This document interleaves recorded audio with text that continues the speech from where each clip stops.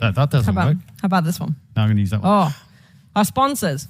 First of all, we want to give a massive shout out to our sponsors. Without them, this event wouldn't be possible.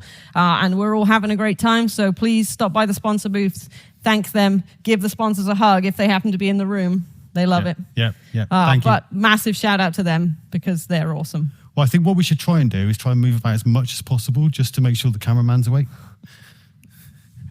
That's true. We've done this before, and they were like, "You're going to stay right by the podium, right?" And we're like, "Oh, no, it's unlikely." But sorry, Mr. Cameraman, you got the rough start for today. So DBHX, everybody knows what DBHX is? Hands up. Yeah. I'm making sure you're awake. Oh, already using it? 95% of the audience. No. Pretty good. Awesome. Pretty good. So, we'll stay on that one then. DBHX, basically, for the video, is an open source PowerShell module that enables you to validate that the configuration of your SQL instance is exactly as you expect it to be. And whether that's one instance or 10,000 instances, one database or 10,000 databases, you can make sure that it's set up exactly how you wish it to be. And it is a framework enabling you as the customer to modify it and configure it in the way that suits you. Because if you set up SQL Server next,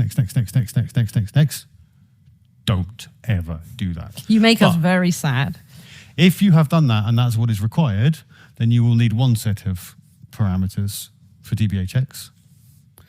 If you set it up correctly, then you're going to need a different set. And what did we need to do? We needed to upgrade it. So when we first wrote DBHX a few years ago, we based it on Pester, which, if you don't know what Pester is, it's a way of testing usually code, right? And we basically adapted it to test infrastructure using Pester and DBA Tools to make DBHX. Well, Jakob very kindly made some massive improvements to Pester to make version 5, right, which is significantly faster, but changes how things work, right? So DBHX being built on top of that, we decided that we needed to upgrade and, quite honestly, almost rewrite our entire structure to take advantage of the performance improvements and other changes with Pester5. But there were some hurdles. Well, because we're professionals and also a little bit bonkers, we didn't want to break anybody's existing code. Well, it's an important point there is this is used by a lot of people, right? We have clients that use this every day to make sure things are running as expected, and we didn't want to be like, hey, we got a new version, upgrade everyone, and then everything breaks, right? We needed to make sure that people were still happy and could make this switch when they were ready. We know some of the biggest companies in the world who are using this within their systems. So that made us a little bit scared.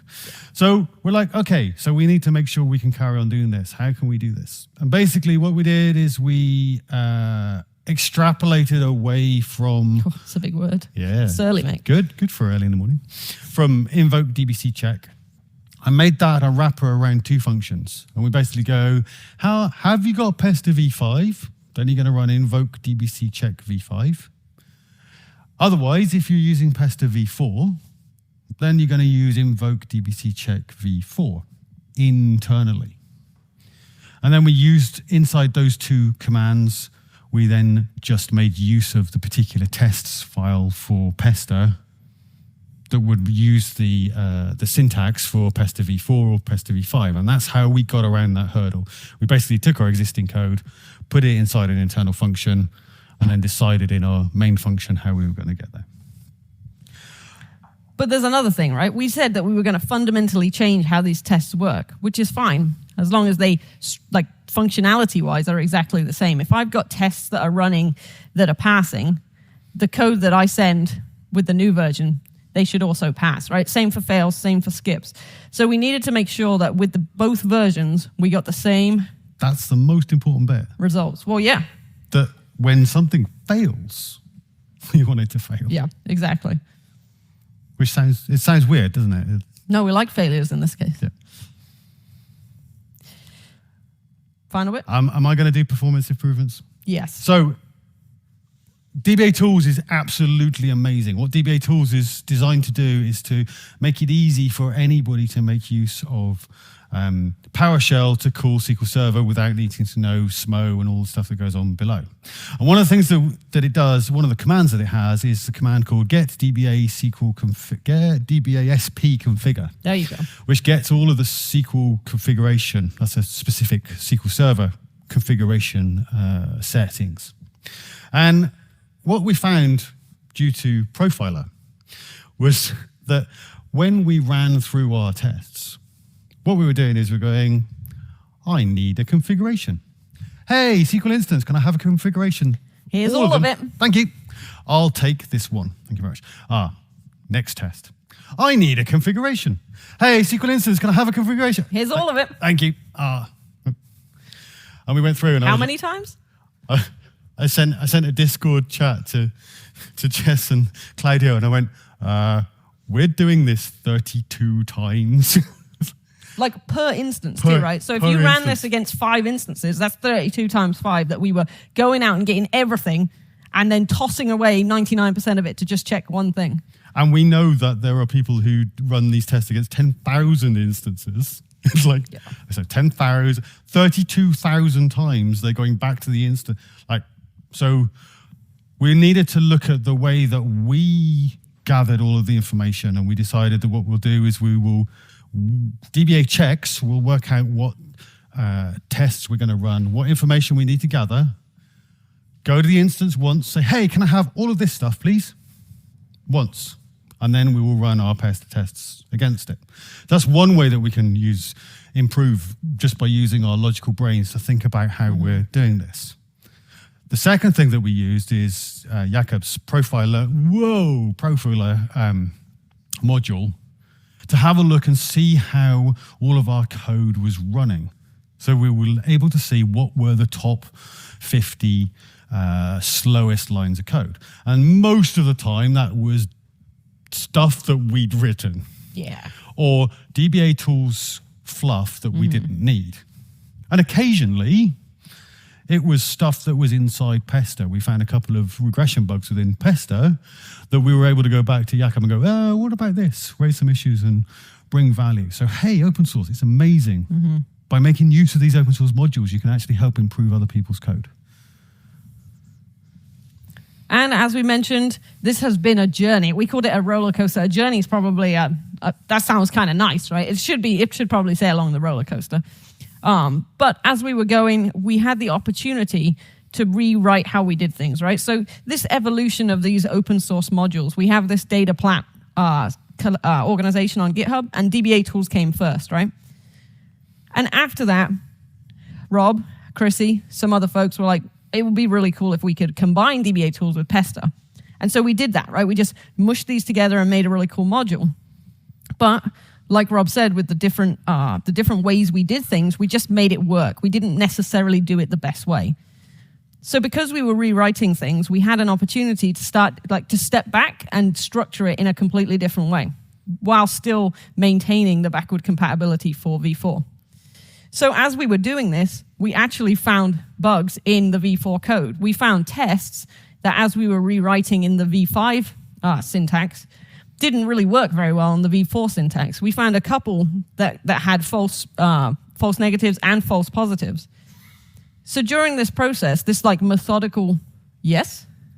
Can you imagine how much fun it is now when we're now testing to make sure everything is the same between the two versions, apart from the ones where we found our own bugs that we've got to now manipulate the results if it's this, to make sure it's actually correct as well as the same. Yeah. But this methodical process of going through each test, we have the opportunity to make sure everything is standardized and there are no bugs within those tests. One of the great things about this module is the sheer number of people that have written tests for it.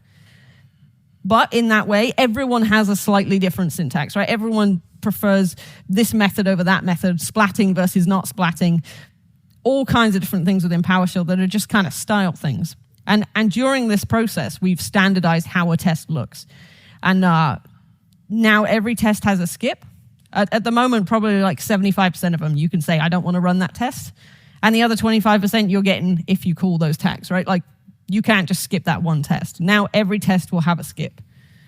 Also, every test will have an exclude database, which means that you can You can run the test against all databases in your environment except my SQL admin database, because that is just my work database and that doesn't meet the rules of a production database, right? So by standardizing everything, we're hoping to make it easier for people to use, right? Because you're going to know every test, you can skip it or you can add excludes. We also need to be able to, when we're doing that, is we need to be able to work together. And I live in Somerset. I'm about 2 hours away from Jess. We're about a 6-8 hour flight from Claudio, if you include all the other travel with it. We all work hard, so we have different amounts of free times available. So we still need to keep all of this stuff compatible to enable us to collaborate easily. Oh, demo time. Oh, we're going to do a demo. All right, so let's talk about how we're going to do this. We're going to take it. We're not dancing. Oh, you can dance if you want. Okay. You dance while I pull this up. Oh, I pressed the wrong button, Rob. Okay, here we are in VS Code. Let's get rid of this. We don't need that. And we've got our PS demo markdown file. Old people at the back, is that big enough? Yeah, they're nodding. Good? Okay, awesome. Good. Thank you. So first thing to notice is we've opened this repository. I'm in a dev container. We'll talk about that in a hot second. But the first thing you'll notice is we get a computer message. So we've imported DBA Tools version 2, which has just come out and also has massive improvements in it. One of them being an upgraded SMO version. So in DBA Tools version 2, we've actually split the module into 2. We've got a library, which includes all the DLLs, all of the bits that you need to run DBA Tools. Okay, perfect. And then we've got the actual module, which is all of the commands, all of the functions, all that good stuff. This means that we can upgrade SMO more often. We can keep that stuff up to date. What that also means is we're using the new SMO version. Oh, the module's also way smaller, which is better for building, it's better for pipelines, it's better for all kinds of things. What is a SMO? Great question. Oh, I repeated it already. It's like I'm a pro. What is SMO? Thank you. SMO is the undercover DLL that works beneath Management Studio. When you're using Management Studio, you're using these management objects to interact with your SQL Server. It's like the glue between the tool and the SQL Server. So Management Studio uses it, DBA Tools uses it, Azure Data Studio uses it. Everyone uses that same glue. It's the .NET implementation of connecting to your SQL instances. Yep. Cool.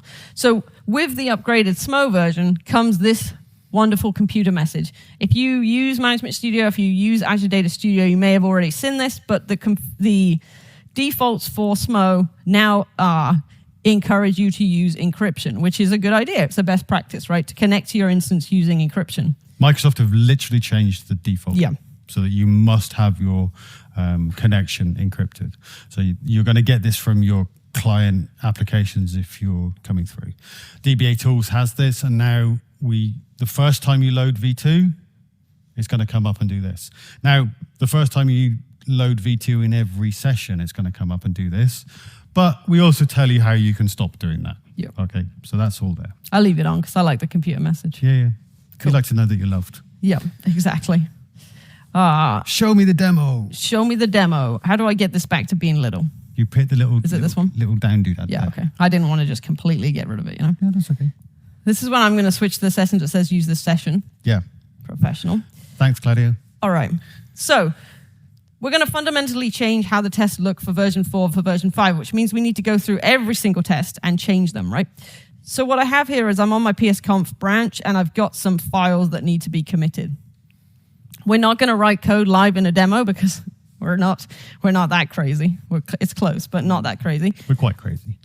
So there are a few things that we need to do to be able to convert this test and use. We're going to work on the recovery model test to use it in V5. So the first thing we need to do is the test, right? So for each of our... Actually, it's probably better if I open it like this. Yeah. For each... Go on, keep going. For each... For each of our tests, we have this test block, right? And if you're using Pester for other things, it's going to look familiar. We've got our describe, we've got our context, we've got our it. The difference is that we're working through instances and we're testing instances as we go. This is what we need to be able to run the test. We've got our tag so that we can call out and run a specific test, the recovery model test. We also have, and every DBA check has a unique tag. We also have some tags that group things like medium or database. So I want to run all of the database checks, and it will go through every check with a database tag. We're going to loop through the instances that we've passed in. And then we've got the skip option. So this is coming from our config. As I mentioned, every test now has the skip. If you set this to skip, it will just say, oh, I'm not going to do this check right now and carry on. So here's a good point where we improve performance of DBHX in that line 237 says the skip is available in the config from this place. And what we used to do is we'd run get dbcconfig, which is the user's command to see what the configuration is. But we were calling that every time, and it's quite expensive. I mean, it uses Fred's PS framework module. It's amazing, but it's just an expensive addition each time that we don't need to know because we know the config. So when we run invoke dbcheck, what we do is we get all of the current config and we flip it into a module variable that's available. So that's that $__dbcconfig, which then means that we can call that in any single test, and we're reducing the thing. So when you're thinking about how you can improve the performance of your modules, sometimes not using your own users' helper modules is a better way. You might be able to just cache that information somewhere. Oh, good stuff, but it just makes sense. Yeah, good point. So all through this, we've tried to look for performance improvements, even if they're minuscule, right? Because it's going to all add up. If we run this against one instance, we're like, a couple seconds, not bad. Times by 10,000, people aren't going to use it. It's going to be too slow, and we don't want that. So after we've decided whether we'll skip it or not, we're then going to go through the context and the it. You'll notice that if you're still using Pester v4, you'll notice that some of the syntax is different, right? How we refer back to the things that are coming through this for each are different. The name, for example, is here. Then we're basically going to check and we'll look at what's returned here, this PS item in a second. This is a database object that we'll build on the other script. Is the recovery model what I expect it to be in this config values recovery model, right? So I'm going to either say you should be in full recovery or you should be in simple recovery. What is a recovery model? Is that your question? That's my question. So within SQL Server, we've got recovery models for our databases, right? You can have it in simple recovery mode. You're going to take full backups, differential backups, whatever. You don't have point in time recovery. If you switch over to full recovery mode, you're going to take transaction logs potentially every 15 minutes, every hour, something like that. And you can get back to a specific point in time as long as it's before the last backup you took, right? Most production databases, I would say at this point, are probably going to be in full recovery mode because you don't want to lose that data. So let's check that they're all in full recovery. MySQL... Quite often, like your dev and your UAT environments, we're going to have that in simple recovery mode because it's easier. We can just take a backup from last night, do the thing. If we lose all day's work, it's not as important. If it's your bank account and we lose the bit between before you get paid and after you get paid, then you're going to be pretty annoyed. So you want to have, you want to have full recovery mode for that. So we want to check that. Yeah. So once we check this, I also want to know we've got a because, right? This is basically documenting the check so that we can add some outputs that says, hey, you were supposed to be in full recovery, you're in simple. We expect you to be in full because you expect this recovery model. And some of our checks have more details in there, like this is a good idea or this is a best practice. Those kinds of things of why we're doing it, right? Here is the link to the documentation or the best practice as to why this is good. Yep. So that's our check. For our check, we're obviously going to need to build our object, and that is in get all database info, which is an internal function we're building. This is one of the massive performance improvements for the new version of DBHX, in that we're not going to preload all of the SMO objects, all of the SMO fields. So we're going to start with basically an empty SMO object, and we're going to say, what do you need? And then we're going to build this object and return it back.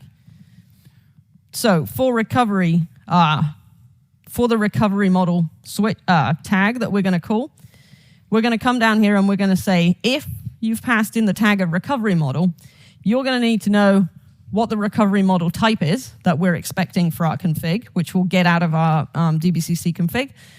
And you're going to need to know if there are any excludes. So we'll add them into this object. And then we're basically going to build a PS custom object, which looks like a SMO object, has all of the required fields, but only contains the stuff we care about. So in the same way as we were talking about using SPConfigure and going back to the database 32 times, or however many times it was, what SMO will do is the same sort of thing. It'll go, oh, you want databases? Okay, I'm going to get the databases and all of the names and maybe their recovery model, and I'm going to get the sizes and the time they were last backed up with enabled tables and the indexes. And we're like, for recovery model, all we want is the recovery model, please. So you basically say, create me a SMO object, empty everything out, and now only add in the bits that we want added in. So you can see if we are passing in the recovery model tag, if recovery model is set to true, which is what we just did on the previous line, return the recovery model. And then we can test that, right? We can say, is it what I expect? So that is the database info. Configuration is the other one. So if you've used Fred's PS framework module, you'll know that not only do you get logging, but you get all of this configuration stuff too. And we rely heavily on that for DBHX. If we look for compatibility level, you'll see that we have a config named, why did I do compatibility level? We're doing recovery models below. Yeah. You'll see that we have a skip database recovery model, and it's set to false by default because usually we won't want to do that. But if for some reason you don't want to do that check, you can just set it to true, and that'll be picked up. We also have... Hang on, you go very quickly. Sorry. So this is your very skip. Excited. So this is why if we want to skip this test, we will set it to true. If we want to run the test, then we will set it to false, which is the default for most things. Yep. The other thing we have is policy recovery model type and policy recovery model exclude DB, which are the configuration switches that you'll have when you run this test to which recovery model do you want. Again, I'm saying full. And are there any databases you want to exclude? One of the things I found in converting the database test is quite often we just put that inline in the test. So for things like master and tempdb, I'm not going to check the recovery model, but that was done within the test. So as we built these out in the new version, suddenly we weren't checking the same databases because things were missed. So this is all going to be standardized again within the config, which is cool. So for each test that we're rewriting, we basically have these 4 things that we need to change. We need to do the check. We need to make sure the configuration for skip and excludes are in there, and any other configuration that we need in the test, and that get database object. Cool. Yep. So next up, we need to test it. Now we're using the sampler module to build this. Wait, are you going to start it running? Okay. I'm just going to build this in the background to basically take the source code that we wrote and package a module that we can test. So what Sampler is doing here is ensuring that we have a nice, clean development environment to make sure that we know exactly what we're doing. Because as you've heard for the last 25 minutes, it's really important. We need to know that our SQL instances are the same between these 2 different versions. So we need to ensure that if I'm running on my machine where I've been doing some work for clients or testing things, or Jess has been building stuff or making things, or Claudio has been building things and making things, that those things that we've been doing aren't interfering with us developing DBHX. So Sampler is then going to create us our own session. It's going to throw away anything. It's going to make sure that our module path has a sampler module path at the top. So it's the first ones that get loaded.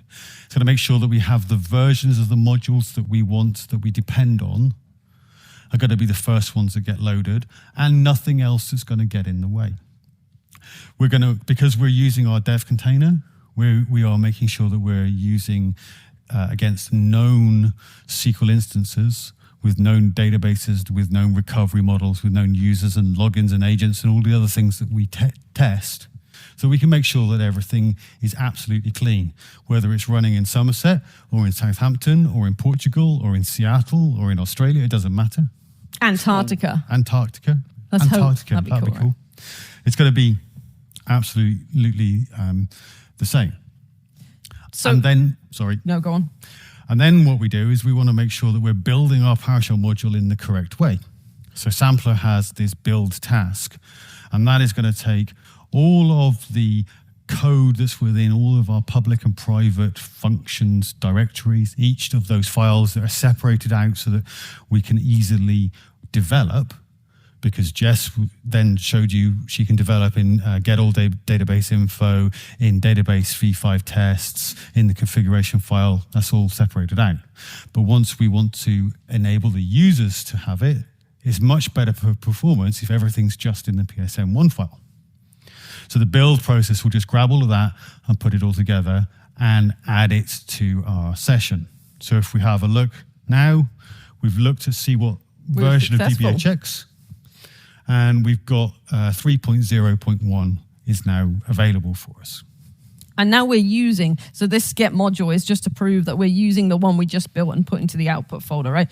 Over here, you can see output, and I don't know if you can tell on that, it's grayed out because that's not going to go into source control. That's just what we're building here. We've got our DBHX, PSM1, PSD1, and then all the required modules that we might need that Rob mentioned. So let's import that version and give it a test. Cool. And then let's set up some credentials. So we're using containers within our dev container. So we're going to need to connect with SQL authentication. So I've got my SQL admin login, creating a credential, and then I've got 3 instances, 3 containers running on my machine. You can either connect to them using localhost and port number, or you can use new DBA client alias to set up nice names for them, which I like. So let's see what we got here to play with. So we've got 3 instances here running locally on my laptop in containers. And you can see that there are databases, and these are the recovery models. I've got MS SQL 1, MS SQL 2, MS SQL 3. Those are the names within the containers, which is why it doesn't match the DBHX name. But there are databases available for us to test. Let's check our recovery model test that we just wrote. I'm going to run this, and then we'll talk through it. You have to copy it, though. Yeah, copy that first. Copy stopped working. Okay. So we're doing some development here. This is our development. We've written some code, we've written some tests. Now we're going to make sure everything's as we want it to do. You know, this is the manual process that we used to work. We've run our tests in V4. Yep. Thank you. And you can see they've run in 1.65 seconds, and 7 have passed and 3 have failed. Remember that, Anthony? Okay, let's run the V5 tests. And so this is the new code that we've just written this morning. Just written, brand new code. Hopefully it works. Here we go. And you'll notice it's a little different, right? Like Pester5 looks a little different, but what was V4 running in, Anthony? Yeah, we can't remember. Would be much. My memory is terrible. Yeah, be much better if we actually automated this bit as well. So we've got a function.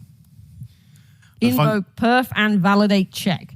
Basically, it's going to run it in V4, it's going to run it in V5, and it's going to perf and validate. That's right. Have we got the same passes? Have we got the same fails? Have we got the same skips? Same number of each? So yeah, potentially we could be +1, -1 from 2 different checks, but because we do each check individually, we're pretty sure that we're not. And so what we've got here is, it says the total test runs are the same. Woohoo! Total test passed are the same, failed are the same, skipped are the same, and new code runs in 111% of the time. You're like, Rob, that's slow. I thought it was going to be faster. And this is one of the things that we found, is that if you're running one individual check, it is there or thereabouts within variance. As soon as we add more, almost nobody is running a single check. So as soon as you add more checks in, we are getting faster and faster and faster. And the new V5 DBHX is running in about 40% of the time of V4 DBHX at the moment, because of all these improvements that we're bringing in. Thank you, Jakob. Yeah. Because we couldn't have done it without you. So why is this one run slower? So one of the things we added into this invoke perf and validate check is most of the time we just want to make sure it's running faster and we got the same results, and then we're good, right? But for some reason, this one's not running faster. I want to dig into it a little more. So we added a couple of switches. The first one being perf detail. which under the covers, this is using Jakob's profiler module, but we can also expose that information so we can see. And you can see here that the first thing, it's still going to run all of the stuff and tell us the same tests are running. It looks good. I don't know why I can't click this at the moment, but I can't move it up one line. So That's right. basically, you can see how many times certain lines ran and whether they were, which one was the slowest, right? This is going to return the top 10, I think, in this view. And you can see that recovery model equals if recovery model, PS item recovery model. It ran 32 times, and this is the slowest. Wait. We only had 16 databases. Why did it run 32 times? It's a great question, and one that we will investigate and look into, because this is the kind of thing we're doing, right? If we didn't run this check, we'd be like, yeah, it works. Commit it, we're good. But we're trying to be really specific, and we're trying to be really intentional about the performance of this module. So we're going to look into that and work out why it runs twice, basically, for every database. And the best bit is that number 2. Yeah, that button doesn't work. Yeah, no, it doesn't, does it? The next things that we get is Pester code being slow, and that's fine. Yeah. If we get really obvious that it's really big and effective, we'll open an issue and move it on. Sometimes it's like, well, that's where we're at to. You can only keep shaving off. We get to a point where it's good enough, then we move on. So this is one of the ways that we make sure that we can do that collaboration. It means that Rob can run some things and Jess can run some things and Claudio can run some things, and we can make sure that everything's the same. We've got another parameter to that function, which is show test results, which just gets us to put V4 and V5 test results on the screen so that we can just see what is happening when you're beginning to develop. This is good, right? This is brilliant. All right, I'm going to commit it. I'm going to make a new check. Yeah, go for it. So I'm going to commit those 3 files. We changed the configuration, we changed the object, we changed the test, and I've put a nice new check live and in person. We'll commit this, and we'll push it off up to the internet. Shall we pop over to the repo now? Yeah, because we're going to have to make a PR. We'll go back to here. We'll go back to slides. Let's go back to slides. Do we need a PR? Or no, it'll run. Oh yeah, we'll load you. Go back to slides. Okay, here's the slides. So we have. I press refresh. Press refresh. Good work, Jess. F5 in the browser is refresh. We are. What have you done? You've written some code. I wrote some code and I pushed it up on my branch PSConf to the repo. Yep. You need to hit that play button there. Yeah. That's the one. Now you probably need to go through. Oh, look. This is cool. All right. You can talk through that. We came back from the demo, and as we saw in there, we have this invoke perf and validate check. And when we looked at it, we were running 1 test against 3 containers, and it was a little slower than the old one, which is fine. But what we can also do with this is test multiple checks. Yeah, I see that. It's getting exciting. And so in this case, I'm testing query store enabled and CLR assembly safe, 2 of our database level checks against 3 containers. And you can see again, this is in Windows Terminal, dark mode. Didn't think about that when I put the screenshot in. But it's colorful. You can see it. If these don't match, they'll be red and it will be like, whoa, I failed 4 tests this time and 5 tests that time. And it will be very obvious that there's a problem. But it's a good way of showing that actually once we added multiple tests, now we're at 28%. Yeah. By the way, you've got a new PR coming through. Oh, that's exciting. It's good, isn't it? I think I'm just going to keep going through that. Yeah, let's go to the next slide. So the people that were working, I'm sorry. Rob, that's not the right Claudio. That's Claudio Silva. No, but that's like I Googled that's like a wrestler. No, I Googled Claudio Silva, and that's what I got. They look similar. Yeah, Claudio. So Claudio, it's a good time to embarrass Claudio and get him to stand up. Stand up, Claudio. The real Claudio Silva. The real Claudio Silva. Yeah. I pressed it. He's back. This is why we wouldn't let you look at the slides this morning. So the 3 of us are the ones that have been going through this journey. And as we said, we live in three different areas, 2 countries. And actually working across that is really difficult. We're really busy.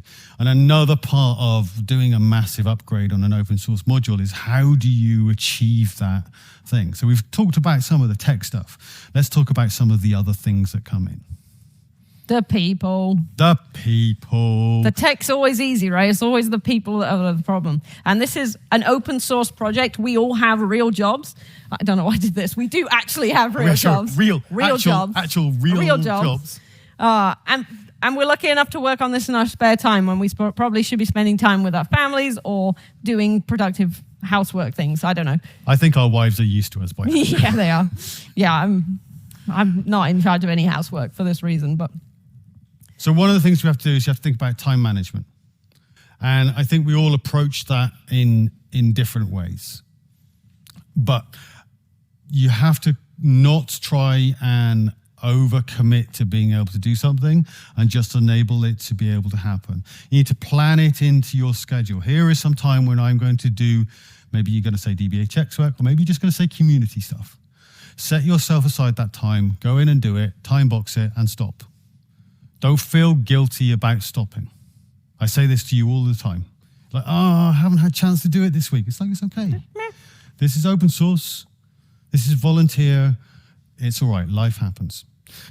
So this is prioritization. Ooh. Easy for me to say. With a Z too. Don't start. And organization. These are the things that you need to work out how you're doing that. But most of all, there's the best bit. Robots. Automation. We've shown you some of those things. We've shown you how we stepped through, how we went from doing those manual, getting the credential and putting it in and running the checks and doing the comparison. And then we turned it into a function.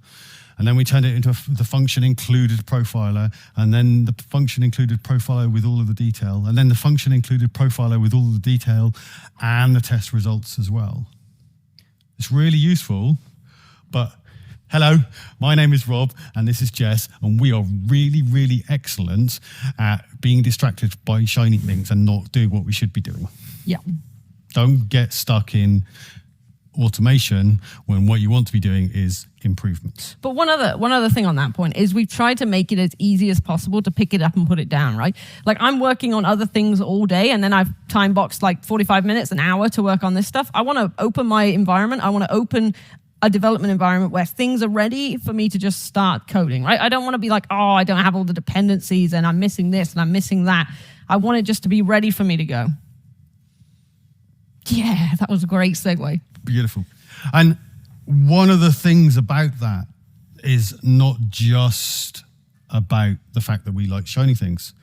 Dev containers also enables us to do this because we said it means that we can spin up 3 SQL Server containers, which means that wherever in the world we are, we have the same environment. Doesn't matter which machine we pick up, we will have the same environment. The tests are running against the same environment, so we know that that's eliminating that as something that's different.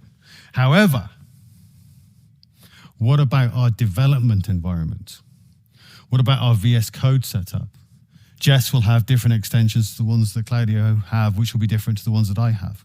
We'll have different settings. A great example that I remember just here. No, it wasn't the word wrap. It was the trim white space. Oh, yeah. Yeah. So as part of our validation checks for a new PR, we run the PS script analyzer checks, and we run all of them, which includes the trim white space one. And most people get really frustrated with it, so they just don't run it. And I'm like, no, it's a great test. We're going to run it. So we run it.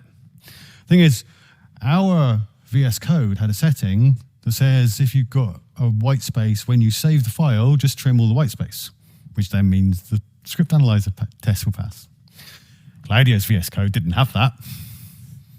So when Claudio did some work and he missed and copied and pasted and got some white space and he ran it and it was like, there's 597 failures here that I've got to go and fix all of these things. What's going on? We're like, well, you've got this setting. But actually, instead of saying to Claudio, hey, Claudio, just go and change the setting. And going through that process, like, open your command palette, find the setting, do this, do that. Yeah, because that might actually break something else that Claudio does for another client or for something else. We can put that into the dev container JSON file.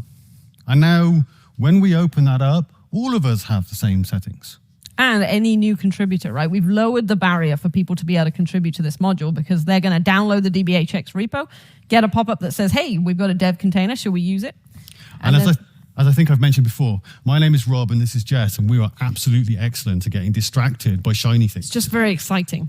Now, shiny things Do you can want me to press easily the button? be, yes please, can easily be, Matt has said, oh, I've tried to do this and it's not worked. And we're like, oh no, why has it not worked?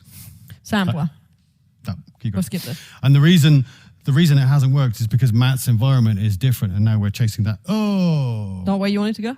Go on then, go, yeah, no. Well, that's the good. last slide is ask. The last slide is ask. In a minute, ask us questions. We're now in the data platform repository, which we did not change from dark mode, but we're going to move on because Yep, go, because we've It's got flashing. 4 minutes. data platform community, there is a data platypus as the logo. If you love that guy, there are stickers down here. You should definitely get one. Slogan. But more importantly, there are stickers down here. You should definitely get one. More importantly, this is where the DBHX repo lives. And if we click into this, we should have some Go to PRs. PRs. And you can see here that we've got PSConfEU demos, and that's not the right one, is it? That was last week. That's last week. Where's yeah, but today's? it's running. No, it's running. That is actually go because it's the same code, isn't it? Click on it. You can see it's yellow. It's running. There we go. Scrolling down. Oh, I did it on the same branch. Yeah, you did it on the same branch. Bad git. No, But that's good. Here's my commit message. Look, new Yeah. check live and in person. Okay, so this code that you saw us write, and we checked and we validated and we did that development, we've now pushed it up. And now what we've got running is the validation checks. So this is our automated testing within our GitHub Actions. This is part of the sampler process. So this is doing .build.ps1/tasks test in sampler format.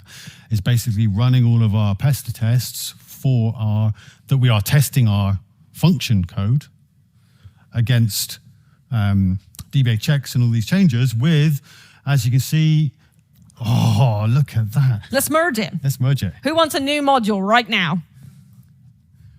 We won't get it in 2.5 minutes, but it will be done. It'll be close. But what we can also show, What you looking for? the checks. Where are the checks just gone? Oh, go up to actions. There and they you- are, checks.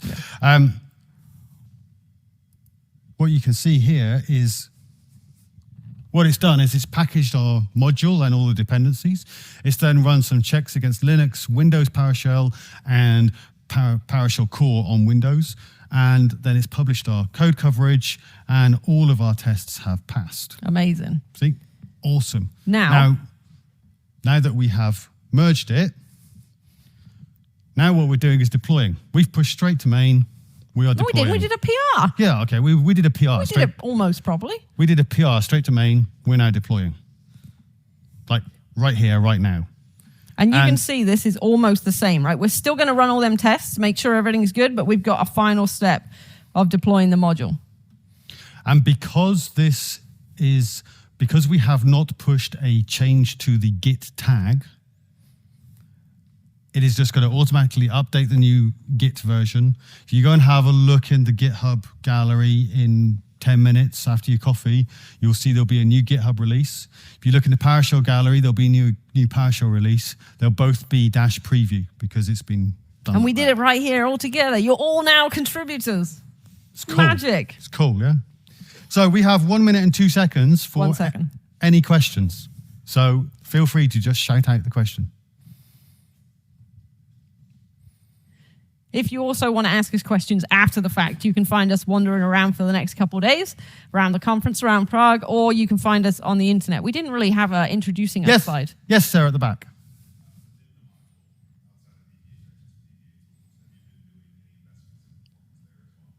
So the question is, have we done any performance improvements within DBA Tools? We would have to check that with the DBA Tools team because we have been focused so much on this. We haven't really seen what's been going on, and they've done a great massive V2 release. So part of the things that's been improved with the DBA Tools V2 is the fact that we have enabled the module to become smaller. So hopefully that in the future we can have a modularized DBA Tools. So you will now have a DBA Tools and a DBA Tools library module with V2. This is the first step of enabling us to split those up. That will improve loading times and some of those things, which is a definite performance improvement. Other than that, I don't really know. Chrissy has definitely worked on some performance improvements. Hi, Chrissy. The loading is definitely faster. I don't know the details either, but she definitely has put some time into that because I know she she wants it to be as efficient as possible, and that split is like the first step for us, for sure. Chrissy likes fast. Yeah. We're at minus 29 seconds. Great question. The question is, where is the code coverage published to? As you saw within our action, we had a testing code coverage and then published code coverage section. And if you scroll down, you can see. Beautiful. And within, if you were doing that in Azure DevOps in a pipeline, then you will find it in the tests tab. You can just push it straight through. Okay, we are at time and we don't want to distract from the next person coming in. So thank you very much. If you have more questions, please feel free to ask us. Her name is Jess and my name is Rob. That's correct.